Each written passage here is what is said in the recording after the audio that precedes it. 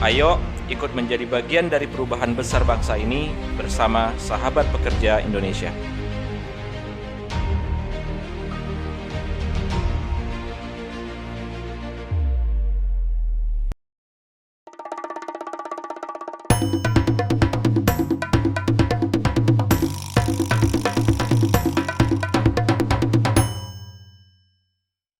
Sahabat pekerja, kembali dengan saya Hari Saputra dalam obrolan pekerja. Kita sudah bicara tadi tentang bagaimana seorang muda budi itu bisa melalang buana hanya dengan satu jalur menulis. Ternyata dengan jalur menulis itu mulai beliau dari koran Singgalang, Tempo dan seterusnya, akhirnya sampai ke dunia dimanapun beliau berada dan menjadi sesuatu. Tapi tetap ada benang merahnya. Satu kata, konten. Dimanapun beliau hinggap, sampai dengan CEO sekalipun, tetap bicaranya adalah konten. Dan itulah sebetulnya yang mengasah beliau sehingga menjadi expert hari ini. Kita akan lanjutkan perbincangan yang luar biasa dengan Uda Budi Putra. Udah, ini tadi kan perjalanan panjang udah ya. Yang kalau disingkat itu, kalau kita buat buku mungkin bisa berjilid-jilid tuh. Apalagi cerita-cerita inspirasi menarik itu dah. Nah lalu ketika di kota ataupun di negara lain, sebenarnya apa sih yang membedakan antara Jakarta dengan Singapura, dengan London, dengan itu seperti apa udah?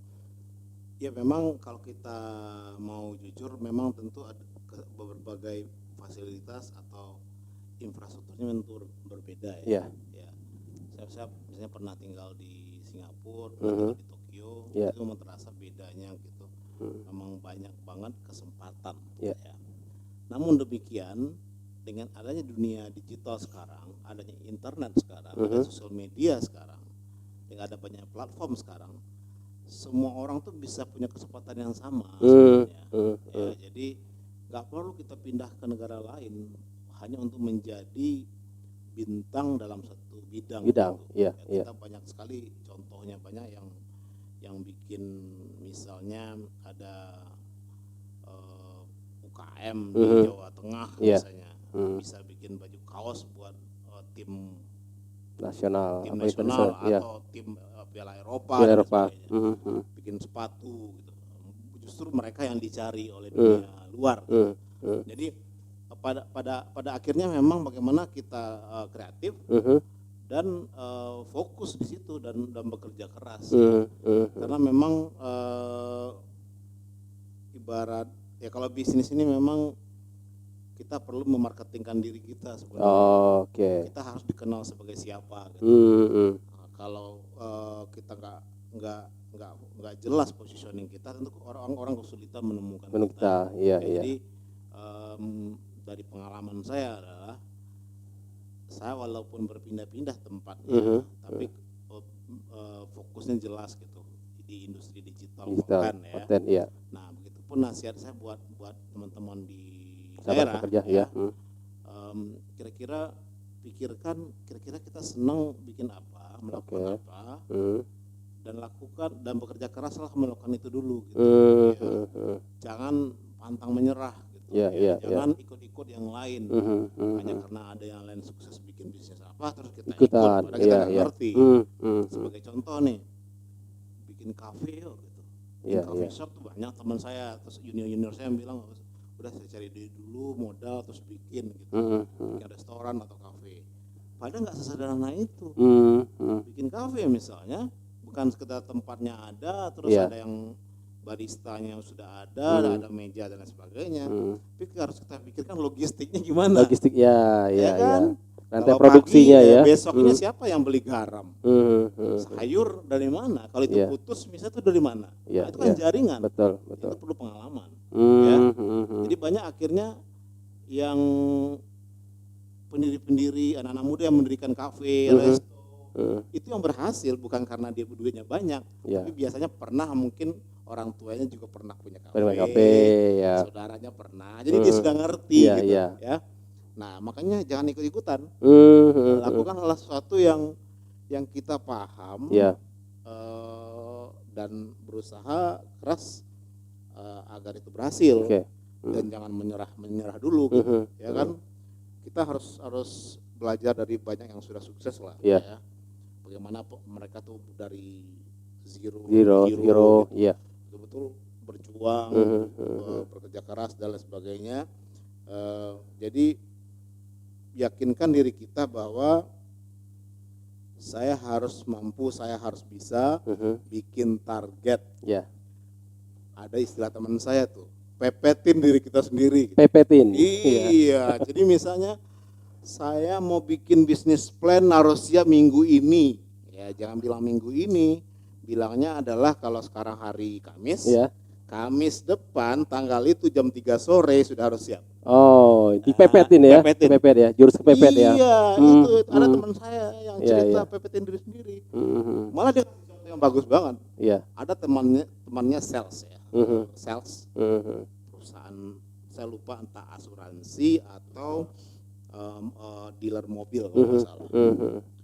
Dia targetnya 6 bulan lagi ingin dapat bonus Mhm. tiket ke New York. Oke. Itu targetnya nih. Iya, iya. New York termasuk akomodasi. Pokoknya saat dia bisa jualan X Ya. jumlahnya, Mhm. 6 bulan lagi dia bisa ke New York. Ya. Tahu apa yang dia lakukan? Dia langsung siapin kopernya. Oh, kopernya dulu disiapin. Iya, iya. Taruh di dekat di meja tamu. Hmm. Di dekat meja tamu. Iya, Karena iya. yang datang nanya tuh, Iya. ini koper apaan? Iya, ke New York. Iya. Oh, padahal belum 6 bulan kejadian. lagi, Iya, 6 bulan iya, lagi. Iya. Tiket udah dipesan Hmm. oleh perusahaan. Iya. Malu nggak kalau itu nggak jadi? Iya, iya. Jadi pepetin dan ternyata berhasil dia. Iya, iya, iya. Karena tiap hari dia lihat terus. Iya. Terus Dan ada yang ditanyakan datang, terus nanya, dia, yang datang nanya terus. Iya.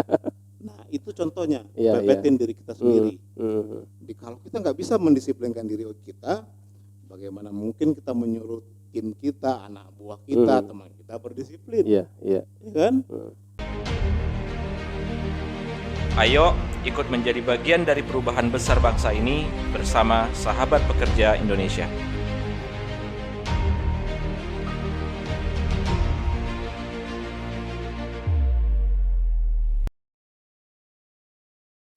Itu yang kalau saya sih modal saya sebenarnya lebih banyak di disiplin sebenarnya. Disiplin ya. Ya, disiplin. Iya. Mau bikin apa, menyiapin konsep apa, harus ada Harus targetnya. tepat. Iya. Ya, mungkin kita bisa saja ada kelonggaran dikit ya, Iya. tapi jangan meleset gitu. Ya, kalau kita sudah bisa mempepetin diri kita sendiri, targetnya jelas, dan itu yang bikin kita bergairah sebenarnya. Ya, Iya. orang yang tidak berhasil itu orang yang suka cari alasan. Oh, excuse terus ya. Iya, ada aja alasannya.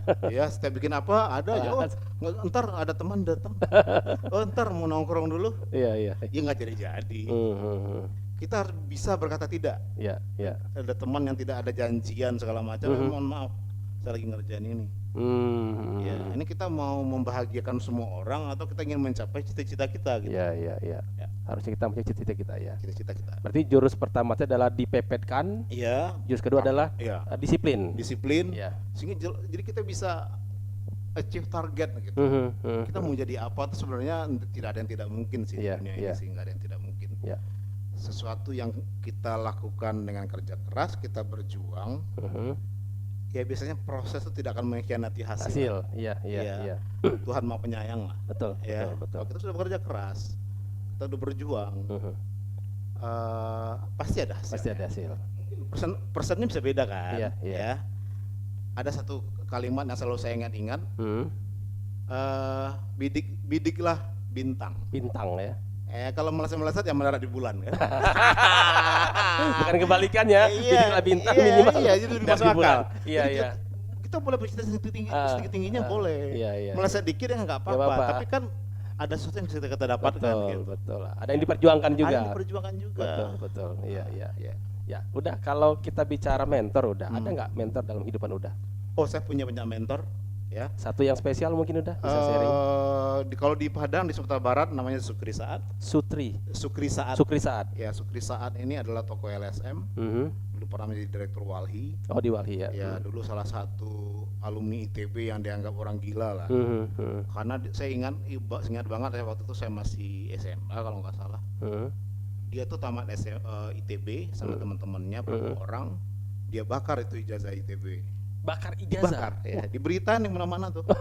Dia bilang saya bisa sukses tanpa ijazah ini. Karena saat itu Iya. orang kadang-kadang suka membanggakan ijazah. Ijazah, iya. Dibakar sama Dia antitesis ya. Iya, dibakar. Ada beberapa orang temannya, makanya itu disebut orang gila Orang Indonesia. gila Indonesia. Tapi sekarang dia hidup kok. Jadi toko LSM. Iya. Yang kedua, mentor saya Pak Adi Sasono. Pak Adi Sasono, koperasi ya, toko koperasi. Koperasi. Iya. Ya, itu memang kalau saya lagi ke Jakarta, saya dengan sadar nyari dia ngobrol, nanya-nanya macam-macam. Jadi nasihat saya buat anak muda sekarang, carilah mentor. Dengan sadar kita belajar. Kita tanya. Nggak bisa kalau cuma baca-baca buku doang. Betul. Tanya yang lebih udah pengalaman tuh kan enak gitu. Kita tanya, kita lihat dia ngapain, apa pemikirannya dan lain sebagainya. Kan berarti ada dua kesamaan mentor ini sama-sama alumni ITB. Yang satu aktivis lingkungan, yang satu aktivis koperasi. Kalau boleh tahu dah value apa yang udah dapatkan dari Pak Sukri Saad sama Pak Adi Sasono udah, atau yang value yang dia kasih ke udah gitu. Kalau menurut saya tidak baik dari Sukri Saad maupun Adi Sasono ini ya semangat kemandirian gitu. Kemandirian ya. Kemandirian dan kegilaan untuk menciptakan ide gitu. Gitu out of the box banget mikirnya gitu. Jadi apa yang sudah dibikin banyak orang dia bakalan mau bikin. Iya. Nah, walaupun kita tidak mungkin segila itu. Ya. Tapi paling tidak yang mereka ajarkan ke saya adalah jadilah orang yang otentik gitu. Yang nggak perlu hebat-hebat banget lah, tapi ada satu bidang orang bisa dengan gampang merumuskan siapa kita. Ya kan? Iya. Kalau orang udah ini adalah ini koma, ini yang juga ini udah pusing. Iya. Tapi kalau kita punya positioning yang jelas dan kita konsisten. Iya. Mungkin 2-3 kata aja orang udah bisa menggambarkan siapa kita gitu. Seperti tadi kan kalau begitu Pak Adi Sasono langsung tek koperasi, gitu kan? Masuk ke saat walhi gitu kan? Udah cukup gitu ya. Gitu. Iya. Nah, saya cita-citanya adalah orang yang ya katakanlah jago konten lah. Jago konten, iya. Ya, itu aja udah bisa saya capai, saya sudah bersyukur ya. Karena memang udah hampir 20 tahun karir saya urusannya memang di konten. Iya. Sampai sekarang. Ya, jadi karena saya yakin secanggih apapun platform, apa itu Facebook, YouTube dan sebagainya, tidak ada artinya kalau tidak ada konten. Betul. Jadi konten itu adalah king, raja. Ya. Siapapun yang menguasai konten akan menguasai masa depan. Termasuk juga platform hari ini, Instagram itu kan akan jadi Instagram kalau tidak ada konten nggak jadi. Itu yang platform. Facebook juga sama. Kalau tidak ada yang ngasih konten nggak akan jadi. Clubhouse juga, TikTok juga, sebutkan semuanya. Iya. Itu adalah platform. Tanpa konten mereka nggak bisa hidup, nggak bisa jalan. Artinya kalau kita mau survive minimal kita menguasai konten. Menguasai konten, jago bikin konten dan lain sebagainya. Iya.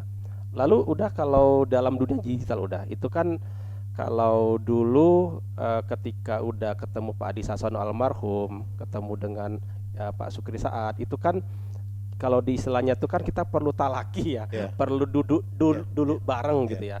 Itu meyakinkan bahwa kita siap jadi murid itu gimana udah? Nah, proses jadi mentor itu penuh perjuangan sebenarnya. Iya. Apalah artinya kita kan? Iya. Masih muda, baru tamat kuliah, mau ketemu orang yang sudah sangat senior, udah tokoh nasional. Nah, saya tuh punya kebiasaan tidak pantang menyerah gitu. Misalnya kalau sedang di Padang kan, saya dengar informasi Adi Sasono lagi ke Padang gitu. Apakah waktu itu dia masih jadi menteri? Masih sekjen sekretaris umumnya ISMI. ISMI ya.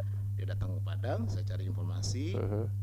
Oh, dia lagi ada seminar di Pangeran Beach misalnya kan. Saya tongkrongannya itu seminar. Udah selesai dia kejar dia. Ceritain, Pak Adi saya ini, saya ingin ini. Oh ya itu dulu kan, bakalan langsung lah. Iya. Kan? Prolog dulu ya. Prolog, oke. Yaudah, oke. Nah, yang penting kita harus bisa mencuri perhatian dia. Gimana caranya? Ajukan pertanyaan yang relevan sama dia gitu. Yang kira-kira mungkin didasarkan pada ucapannya atau wawancaranya di media lain. Oh, kita kutip lah ya, kita kutip. Iya, iya kan? Iya. Jadi makanya kita harus rajin baca. Kita tahu kira-kira di mana apa yang dia menarik. Kalau saya celutuk kan, dia kan jawab, gitu kan. Iya.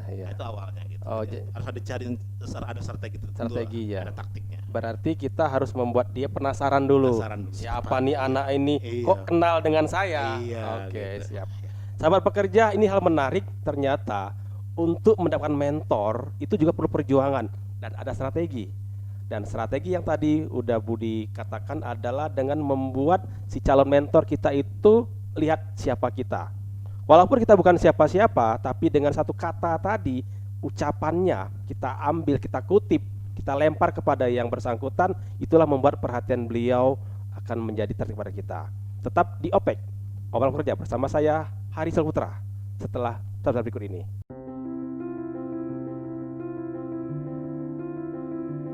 Berawal dari sebuah keprihatinan demi sebuah harapan untuk sekedar hidup layak dari para pekerja, kami belajar untuk memberdayakan diri kami sendiri. Kami bahkan belajar untuk mengadvokasi sahabat pekerja secara mandiri. Kami telah memulai kolaborasi proyek teknologi informasi, lokakarya sahabat pekerja, dan expert sharing dengan menghadirkan pekerja profesional di bidangnya. Ayo ikut menjadi bagian dari perubahan besar bangsa ini bersama Sahabat Pekerja Indonesia.